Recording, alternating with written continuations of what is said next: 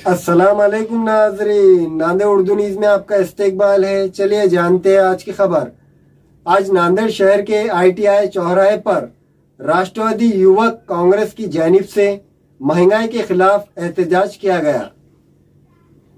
Petrol diesel की कीमतों में बेतहाशा इजाफा और मुल्क में बढ़ती हुई महंगाई के खिलाफ आज ITI चौराहे पर राष्ट्रवादी कांग्रेस के महानगर सदर डॉक्टर सुनील कदम की रहनुमाई में राष्ट्रवादी युवक कांग्रेस के शहर सदर रऊफ जमींदार की क़यादत में एहतजाज किया गया।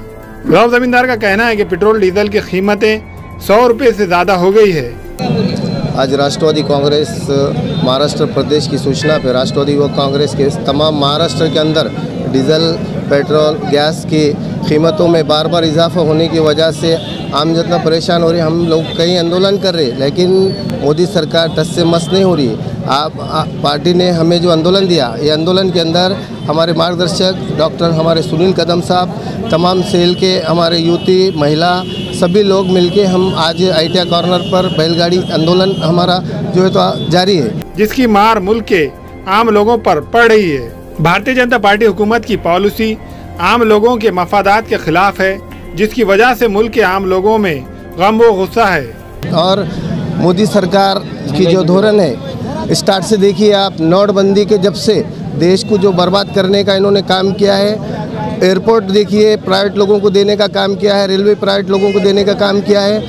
और किसान देखो दिल्ली में कब से बैठे हुए हैं, उनको किसानों के ऊपर गाड़ियां डालने का काम लखीमपुर में आप देखे। ये ऐसे घटना जो मोदी सरकार कर रही है। मरकजी हुकूमत को चाहिए कि वो आम लोगों का ख्याल करते हुए महंगाई कम करे, पेट्रोल, डीजल और घरेलू गैस के भाव कम करे। इस मौके पर राष्ट्रवादी कांग्रेस के अहदेदारान, कारकुनान मौजूद थे।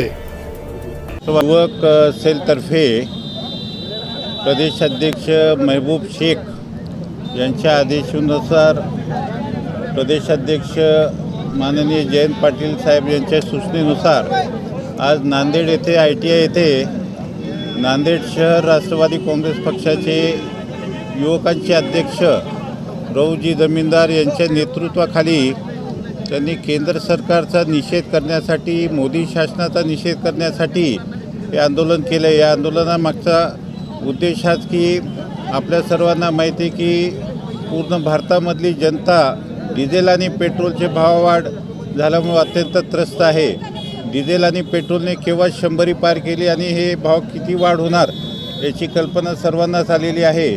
पक्षातर्फे युवक सेल महत्त्वाचं आहे, त्यांना प्रोत्साहन देण्यासाठी मी जिल्हाध्यक्ष शहर म्हणून इथे हजेरी लावलेली आहे। या आंदोलनाला माझ्यासोबत सर्व सेलचे पदाधिकारी या ठिकाणी उपस्थित आहेत।